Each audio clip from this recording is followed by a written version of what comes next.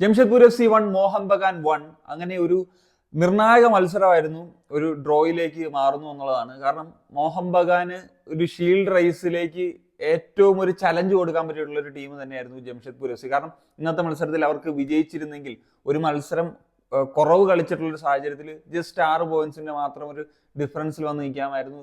അടുത്ത മത്സരത്തിൽ ജംഷഡ്പൂർ FCക്ക് ജയിക്കാൻ സാധിച്ചു കഴിഞ്ഞാൽ അത് 3 പോയിന്റ് ആയിട്ടൊക്കെ കുറച്ച് ഈ പറഞ്ഞ ഒരു ഷീൽഡ് റേസിലേക്ക് ഒരു നല്ല ചലഞ്ച് തന്നെ മോഹൻ ബഗാൻ കൊടുക്കാൻ സാധിച്ചേനെ.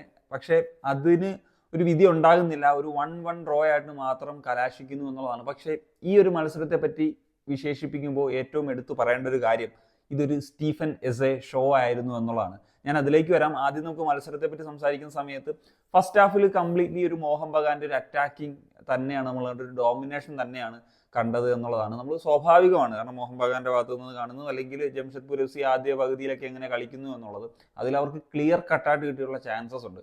മക്ലാറിന് 17ാമത്തെ മിനിറ്റ് കിട്ടിയൊരു ചാൻസ് ഉണ്ടായിരുന്നു, അത് സ്റ്റീഫൻ എസയുടെ ഉഗ്രൻ ക്ലിയറൻസ് ആണ്. അതിനുശേഷം ലിസ്റ്റന് കിട്ടിയിട്ടുള്ള ഓപ്പൺ ആയിട്ടുള്ളൊരു ചാൻസ് ആണ്.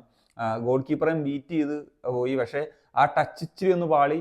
അപ്പോഴത്തേക്കും സ്റ്റീഫൻ എസയുടെ ഒരു ഡിഫെൻസീവ് അവയർനെസ് ആണ് അവിടെയാണ് രക്ഷകനായിട്ട് മാറുന്നത് ജംഷഡ്പൂരിന്റെ ഒരിക്കൽ കൂടി സ്റ്റീഫൻ എസെ.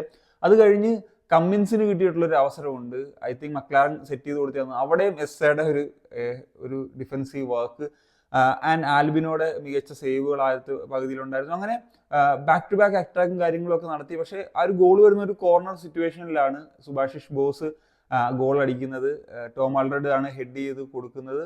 ആ ഒരു പൊരിച്ചിലിനൊടുവിൽ ബോസിന് ഗോളാക്കി മാറ്റാൻ സാധിച്ചു എന്നുള്ളതാണ്. രണ്ടാം പകുതിയിലേക്ക് വരുമ്പോൾ ചില ചേഞ്ചസ് ഒക്കെ വരുത്തി ജംഷഡ്പൂർ FC. അവർക്ക് ഗോൾ അടിച്ച് മത്സരത്തിലേക്ക് തിരിച്ചു വരാൻ നമുക്കറിയാം. സെക്കൻഡ് ഹാഫിലാണ് ഖാലിദ് ജമീലിന്റെ ഒരു പരിപാടി മാറുന്നത്, അദ്ദേഹത്തിന്റെ ഹറാം ഫുട്ബോളിന്റെ റിയൽ ടാക്ടിക്സ് പുറത്തു വരുന്നത്. സോ അതേ തരത്തിലുള്ള ചേഞ്ചസ് വരുത്തി. പക്ഷെ ഈ ഒരു മത്സരത്തിലെ ഏറ്റവും മികച്ച മൊമെന്റ് കണ്ടത് ആ സ്റ്റീഫൻ എസയുടെ ഗോളിലൂടെ ആയിരുന്നു എന്നുള്ളത് നമുക്ക് നിസ്സംശയം പറയാൻ സാധിക്കും. ഫസ്റ്റ് ഹാഫിൽ നമ്മൾ സ്റ്റീഫൻ എസയുടെ ഒരു സെർജിയോ എസെ ആണ് കണ്ടെങ്കിൽ സെക്കൻഡ് ഹാഫിൽ നമ്മൾ ലയണൽ എസെ ആണ് കണ്ടത്. കാരണം ഒരു 60 യാർഡ് അകലെ, അതായത് ഡിഫൻസീവ് സെൻട്രൽ ബാക്ക് ആയിട്ട് നിൽക്കുന്ന ഒരു പ്ലെയർ ആണ് അദ്ദേഹം. അത്രയും റൺ ചെയ്ത് വന്ന് 5-6 പ്ലേയേഴ്സിനെ ഡ്രിബിൾ ചെയ്തിട്ട് ബോക്സിനകത്ത് കയറിയിട്ട് ഒരു ഉഗ്രൻ ഗോളാണ് അടിക്കുന്നത്. ശരിക്കും എന്താ, ഞാൻ കളി കണ്ടിട്ട് ചാടി എണ്ണീറ്റ് പോയി. ഈ സീസണിൽ അങ്ങനത്തെ ഒരു ഗോൾ മൊമെന്റ് ഉണ്ടായിട്ടുണ്ടോ എന്നുള്ളത് അറിയത്തില്ല. What A goal, what A moment. ആദ്യ പകുതിയിൽ ജംഷഡ്പൂർ FCയുടെ മിന്നിച്ചെറിയ ചില കൗണ്ടർ സിറ്റുവേഷൻസ് ഒക്കെയാണ് കണ്ടതെങ്കിൽ രണ്ടാം പകുതിയിലേക്ക് വരുമ്പോഴത്തേക്കും, പ്രത്യേകിച്ച് 70 മിനിറ്റ് കഴിഞ്ഞിട്ട് നോക്കുകയാണെന്നുണ്ടെങ്കിൽ ജംഷഡ്പൂർ FC ആ ഒരു domination, back to back attacking കാര്യങ്ങളൊക്കെ വരുന്നത് നമുക്ക് കാണാൻ സാധിക്കുന്നുണ്ടായിരുന്നു. അതുപോലെ തന്നെ സെറ്റ് പീസസ് യൂട്ടിലൈസ് ചെയ്യാൻ ശ്രമിക്കുന്നത്, മാക്സിമം കിട്ടുന്ന ത്രോയിൻസ് യൂട്ടിലൈസ്, അത് നമുക്കറിയാം സ്ഥിരം അവർ ചെയ്യുന്ന കാര്യമാണ്. ത്രോയിൻസ് വഴിയൊക്കെ മാക്സിമം അത് എങ്ങനെ യൂട്ടിലൈസ് ചെയ്യാമെന്നുള്ള രീതി, അങ്ങനത്തെ ഒരുപാട് മൊമെന്റ്സ് നമുക്ക് കാണാൻ സാധിക്കുന്നുണ്ട്. സോ ആ ഒരു മൊമെന്റ് ഒക്കെ എത്തിയപ്പോഴത്തേക്കും ശരിക്കും ജംഷഡ്പൂർ FCയുടെ ഒരു അറ്റാക്കിങ്, ഇങ്ങനെ ബാക്ക് ടു ബാക്ക് അറ്റാക്ക് നടത്തിയിട്ട് ഇപ്പം ഗോൾ അടിക്കുമെന്നുള്ള ഒരു പ്രതീതി വരെ നമുക്ക് കിട്ടിയിരുന്നു. സോ അതിനുശേഷം ഒരു 85ാമത്തെ മിനിറ്റിൽ ലിസ്റ്റന് കിട്ടിയിട്ടുള്ള അവസരമുണ്ട്, അത് ആൽബിനോ നടത്തിയിട്ടുള്ള ഒരു സേവ് ഒന്നും പറയാനില്ല. അതുപോലെ തന്നെ അതിന് തൊട്ടടുത്ത മിനിറ്റിൽ അപ്പൂയയ്ക്കും അതൊരു ഷോട്ടാക്കി വരാൻ സാധിക്കും, അതും ആൽബിനോ സേവ് ചെയ്തു. സോ ഇതാണ് ആൽബിനോയുടെ പെർഫോമൻസ് ക്രൂഷ്യലാണ്. ഇന്നത്തെ മത്സരത്തിൽ സ്റ്റീഫൻ എസെ എത്ര പറഞ്ഞാലും മതിയായിട്ടില്ല.